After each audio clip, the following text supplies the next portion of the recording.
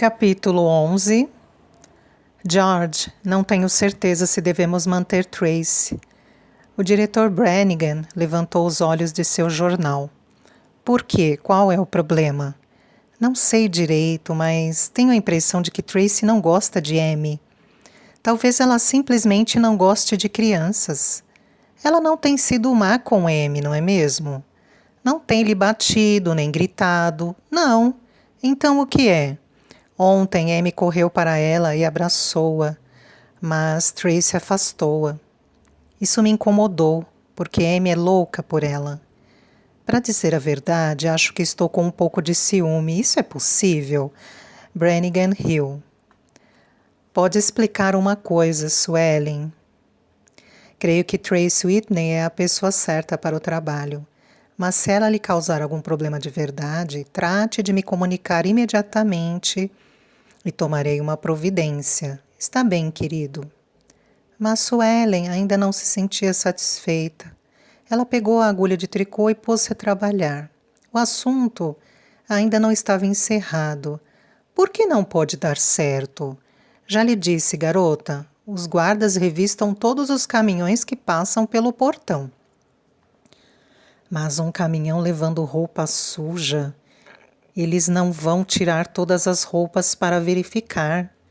Nem precisam. O cesto de roupa suja é levado para uma sala, onde um guarda observa enquanto é enchido. Tracy pensou por um momento. Ernie, alguém poderia distrair esse guarda por 5 minutos? Mas de que diabo serviria? Ela parou de falar subitamente, um sorriso iluminando seu rosto. Enquanto alguém distrai o guarda, você se mete no fundo do cesto e se cobre de roupa suja. Ernestine balançou a cabeça acrescentando. Quer saber de uma coisa? Acho que o negócio pode perfeitamente dar certo. E vai me ajudar?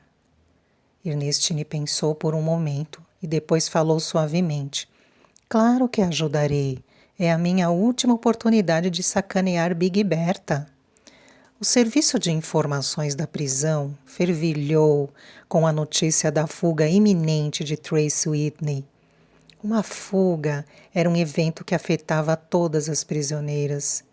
Elas viviam indiretamente cada tentativa, desejando ter a coragem de executá-la pessoalmente. Mas havia os guardas, os cães, os helicópteros e, ao final, os corpos das prisioneiras que eram trazidos de volta. Com a ajuda de Ernestine, o plano de fuga entrou rapidamente em execução.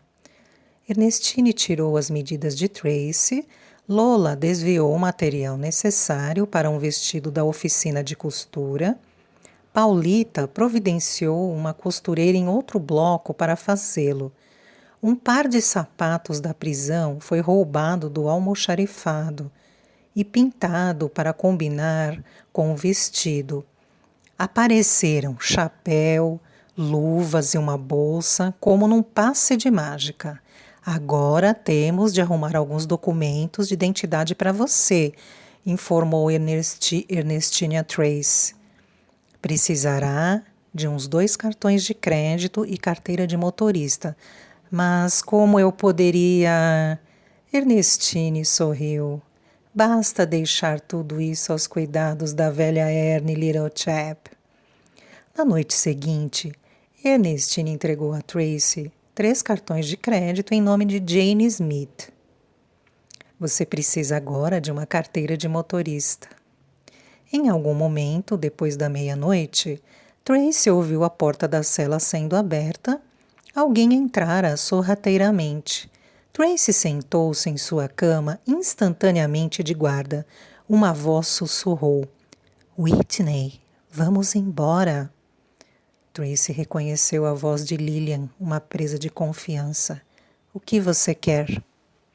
A voz de Ernestine soou na escuridão. Que tipo de criança idiota sua mãe criou? Cale a boca e não faça perguntas. Lillian acrescentou baixinho. Temos de agir depressa. Se formos apanhadas, eles tirarão o couro. Vamos logo. Para onde estamos indo? Perguntou Tracy enquanto seguia. Lillian pelo corredor escuro na direção de uma escada. Elas subiram para o patamar superior, depois de se certificarem de que não havia guardas por perto. Seguiram apressadamente por um corredor, até a sala em que Tracy fora fotografada e tirara as impressões digitais. Lillian empurrou a porta, sussurrando: "É aqui." Tracy seguiu-a pelo interior da sala. Outra prisioneira já estava ali esperando, encoste na parede. A reclusa parecia bastante nervosa. Tracy foi se postar junto à parede, o estômago todo contraído. Olhe para a câmera, tente parecer relaxada. Muito engraçado, pensou Tracy. Ela nunca se sentira tão nervosa em toda a sua vida. A câmera disparou. A fotografia será entregue pela manhã, disse a presa. É para a sua carteira de motorista. E agora saiam daqui. Depressa!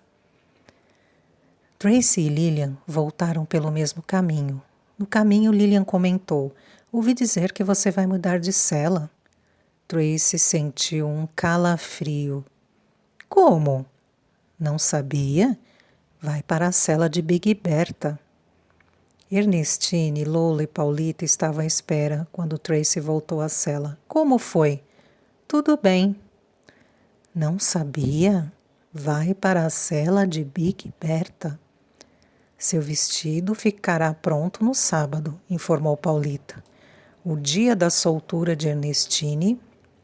Esse é o meu prazo final," pensou Tracy. Ernestine sussurrou: "Temos tudo sob controle. O recolhimento da lavanderia no sábado é às 14h.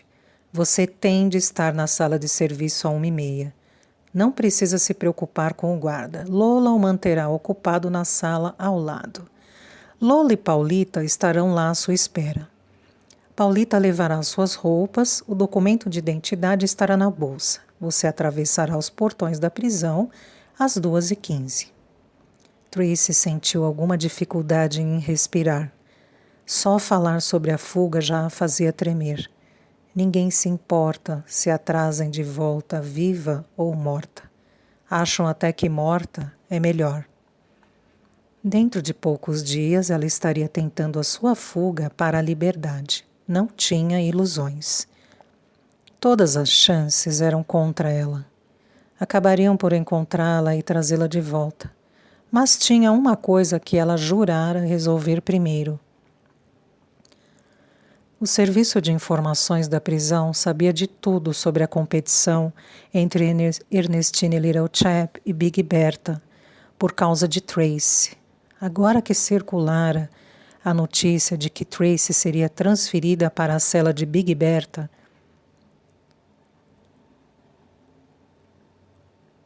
não era por acaso que ninguém lhe mencionara o plano de fuga de Tracy. Afinal, Big Berta não gostava de ouvir más notícias. Era propensa, com frequência, a confundir a notícia com a portadora e tratar a pessoa de acordo. Big Berta só teve conhecimento do plano na própria manhã em que deveria ocorrer a fuga de Tracy. Foi-lhe revelado pela presa de confiança que tiraram a fotografia de Tracy. Big Berta recebeu a notícia num silêncio ominoso. Seu corpo pareceu se tornar ainda maior enquanto escutava. "A que horas?" Foi tudo que ela perguntou. "Esta tarde, às 2h, Bert. Vão escondê-la no fundo de um cesto de roupa suja." Big Berta pensou a esse respeito por um longo tempo. Depois procurou uma inspetora e disse: "Preciso falar imediatamente com o diretor Brannigan." Tracy não dormira durante a noite inteira. Sentia-se nauseada de tanta tensão. Os meses que passara na prisão pareciam uma dúzia de eternidades. Imagens do passado afloraram em sua mente, enquanto estava deitada, os olhos perdidos na escuridão. "Eu me sinto como uma princesa num conto de fadas, mamãe.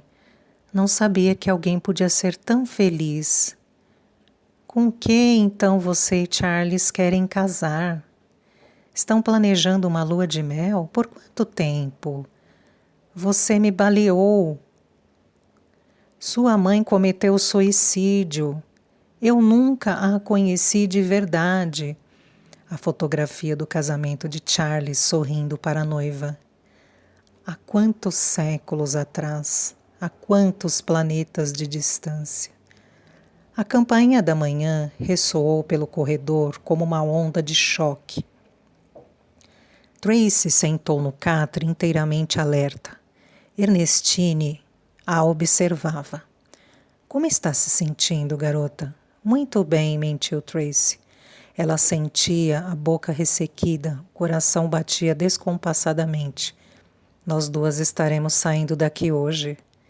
Tracy encontrou dificuldade para engolir em seco. Tem certeza de que pode sair da casa do diretor por volta da 1h30? Não há problema. Amy sempre tira um cochilo depois do almoço. Paulita disse.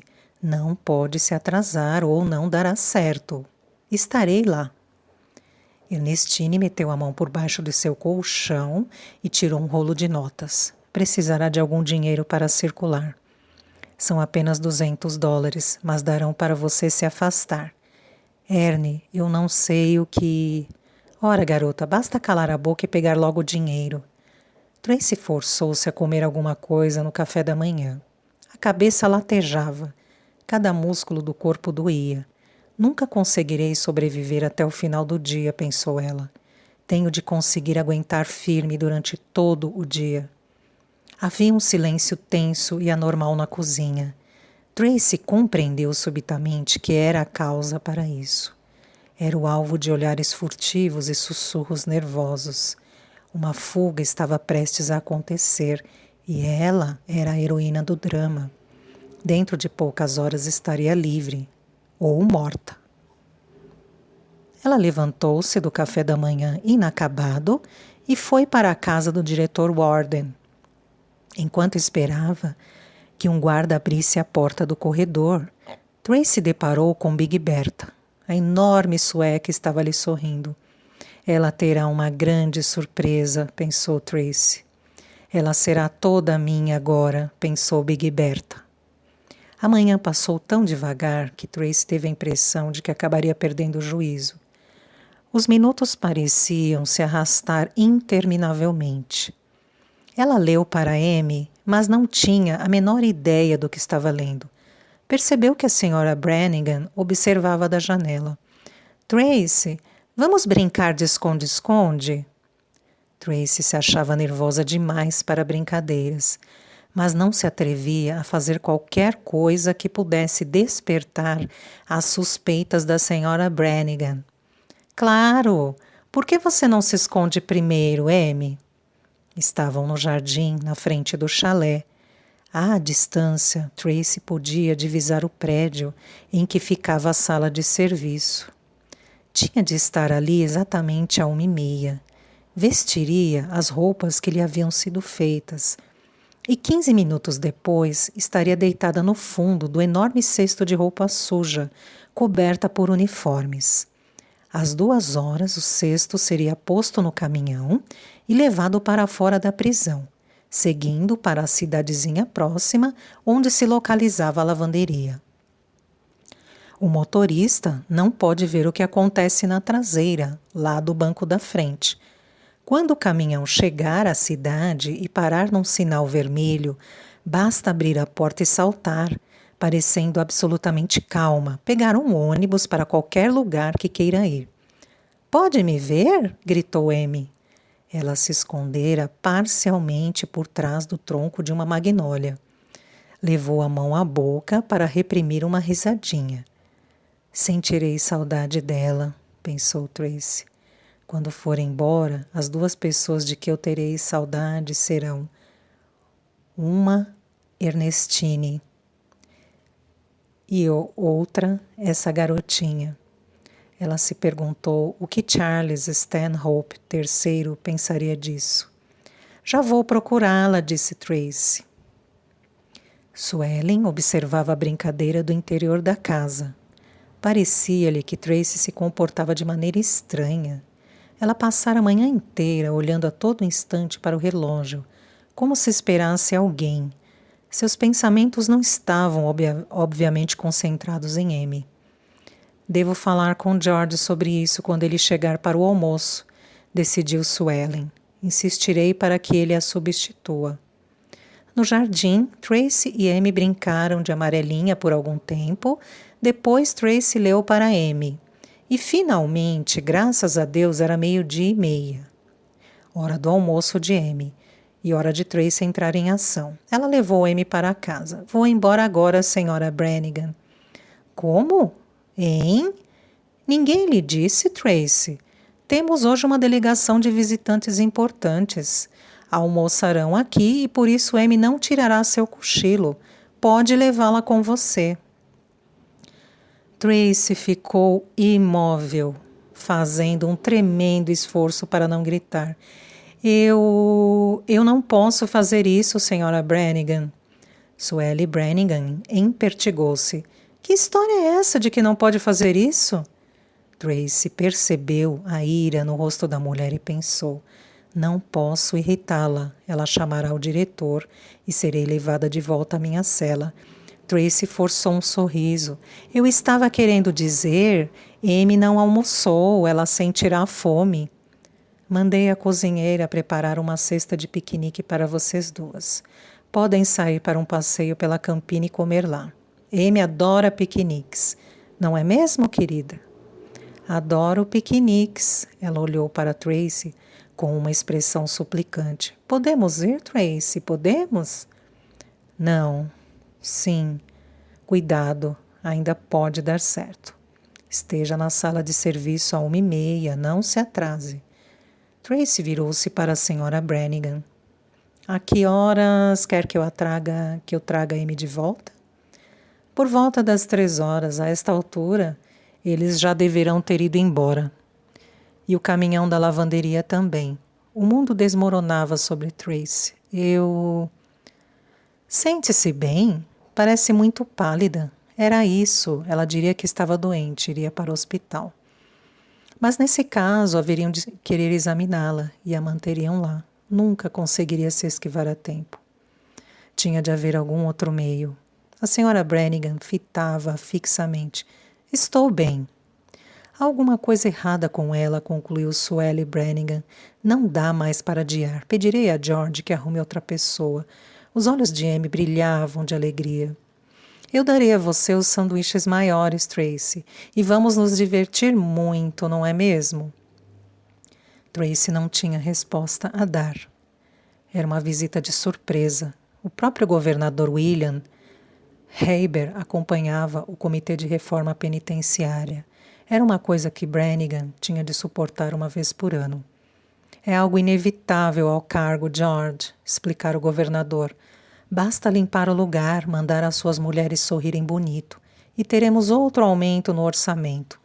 O chefe da guarda dera o aviso naquela manhã. Livrem-se de todos os tóxicos, facas e consolos. O governador Haber e sua comitiva deveriam chegar às 10 horas. Inspecionariam primeiro o interior da penitenciária, visitariam a fazenda e depois almoçariam no chalé do diretor. Big Bertha estava impaciente. Fora informada ao apresentar o pedido para falar com o diretor. O diretor estará muito ocupado hoje. Amanhã seria mais fácil. Ele... Dane-se amanhã, explodira Big Bertha. Quero falar com ele agora, é importante. Havia poucas reclusas que poderiam escapar impunes a uma reação assim.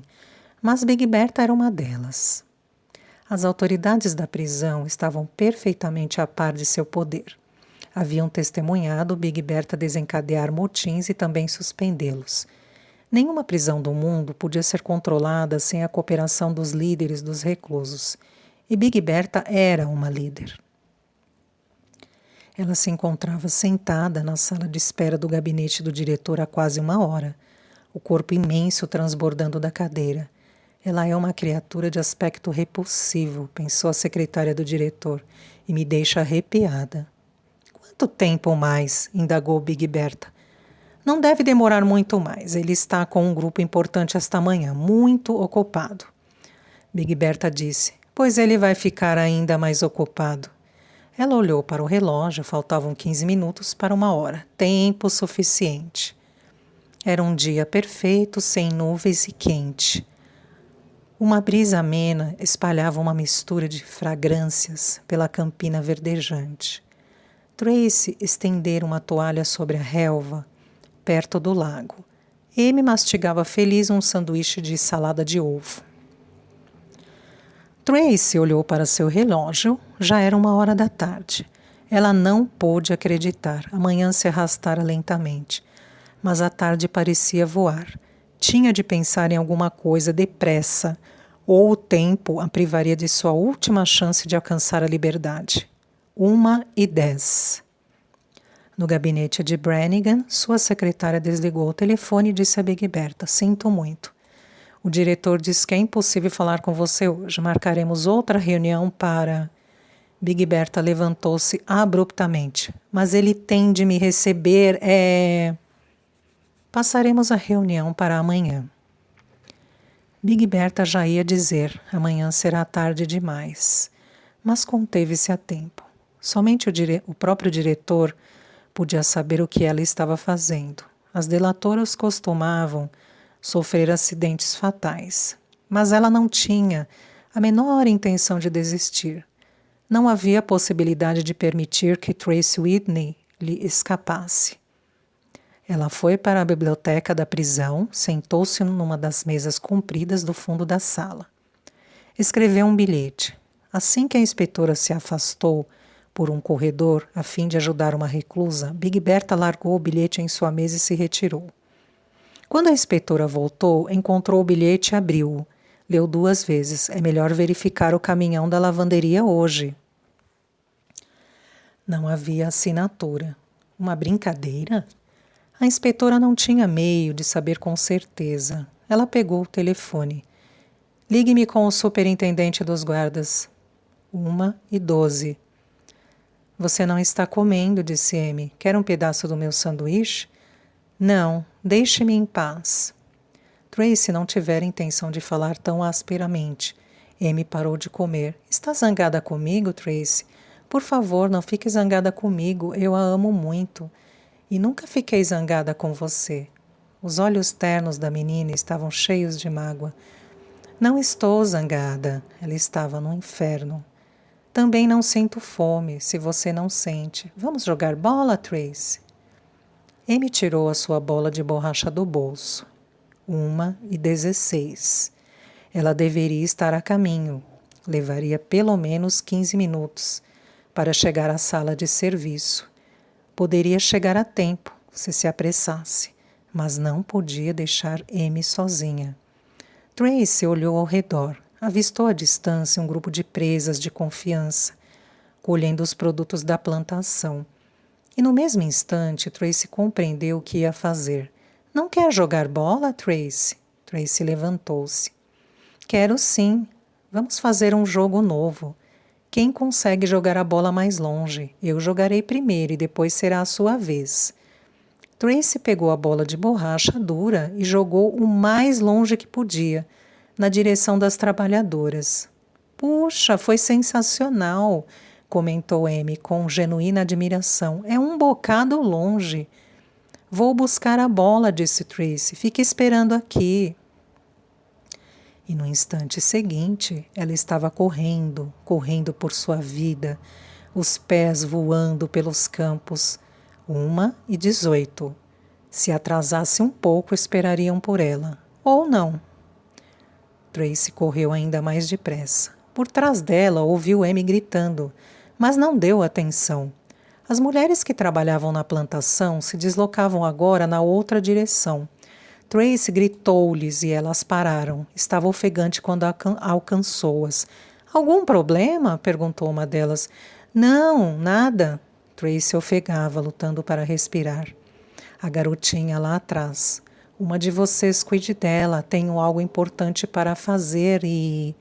Ela ouviu seu nome ser chamado à distância e virou-se. Amy estava em cima do muro de concreto que cercava o lago e acenava. "Olhe para mim, Tracy." "Não!" gritou Tracy. "Desça daí!" E, enquanto Trace observava horrorizada, Amy perdeu o equilíbrio e mergulhou no lago. Oh, Deus! O sangue esvaiu-se do rosto de Trace. Ela tinha uma opção a fazer. Só que não havia qualquer opção. Não posso ajudá-la, não agora. Alguém mais a salvará. Eu tenho de salvar a mim mesma. Tenho de sair deste lugar ou morrerei. Era 1h20. Tracy virou-se e recomeçou a correr, mais depressa do que jamais o fizera em toda a sua vida. As outras chamaram-na, mas ela não lhes deu atenção. Voava pelo ar, sem perceber que perdera os sapatos, sem se importar que o chão estivesse lhe cortando os pés. O coração batia forte, os pulmões pareciam prestes a estourar, mas ela se obrigava a correr cada vez mais depressa. Alcançou o muro em torno do lago e pulou em cima. Lá embaixo podia avistar Amy na água profunda e aterradora, debatendo-se para permanecer à tona. Sem um segundo de hesitação, Tracy pulou atrás dela. E no instante em que bateu na água, Tracy pensou: "Oh, meu Deus, não sei nadar!"